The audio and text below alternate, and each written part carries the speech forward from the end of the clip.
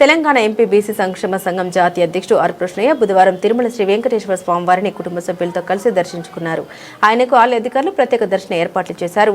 స్వామివారిని దర్శించుకున్న అనంతరం రంగనాయకుల మండపంలో వేద పండితులు ఆయనకు ఆశీర్వచనం అందజేయగా ఆలయ అధికారులు తీర్థ ప్రసాదాలు అందించారు. అనంతరం ఆలయం వెలుపల కృష్ణయ్య మీడియాతో మాట్లాడారు. శ్రీవారి దర్శనం అత్యంత అద్భుతంగా జరిగిందని సంతోషం వ్యక్తం చేశారు. దేశం అన్ని రంగాల్లో అభివృద్ధి చెందాలని, ముఖ్యంగా ఎస్సీ, ఎస్టీ, బీసీ వర్గాలకు రాజ్యాంగబద్ధంగా దక్కాల్సిన వాటా వారికి దక్కినప్పుడే నిజమైన సామాజిక అభివృద్ధి సాధ్యమవుతుందని ఆయన అభిప్రాయపడ్డారు.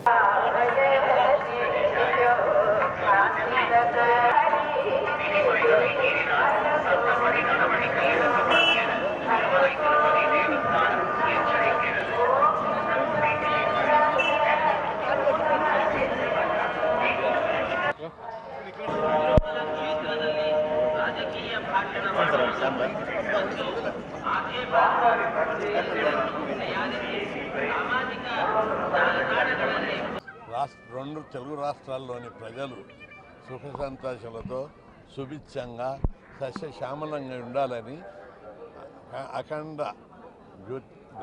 దేవుడైనటువంటి వెంకటేశ్వర స్వామికి ప్రార్థించడం జరిగింది.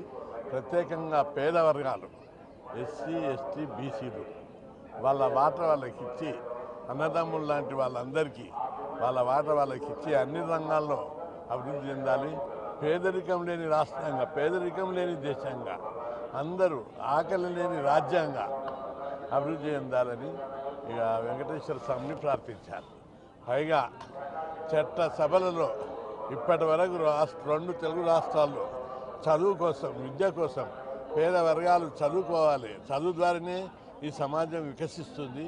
చదువు ద్వారానే ఈ సమాజం అన్ని రంగాల్లో సామాజిక వివక్షత, ఆర్థిక అసమానతలు తొలగిపోతాయని గత 50 సంవత్సరాలుగా పోరాటం చేస్తున్నారు.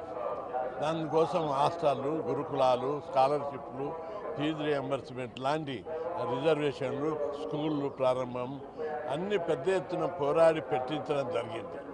వాటి మూలంగా ఈరోజు బాగా చదువుతున్నారు, అభివృద్ధి చెందుతున్నారు.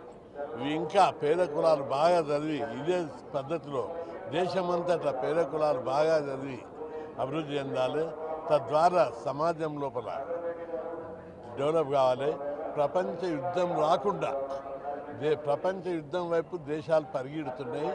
ఇది విశ్వమానవ కళ్యాణం కోసం ప్రపంచ దేశాలన్నీ కూడా శాంతి కోసం నిలబడాలి. ప్రపంచ యుద్ధం రావద్దని వెంకటేశ్వర స్వామిని ప్రార్థించారు.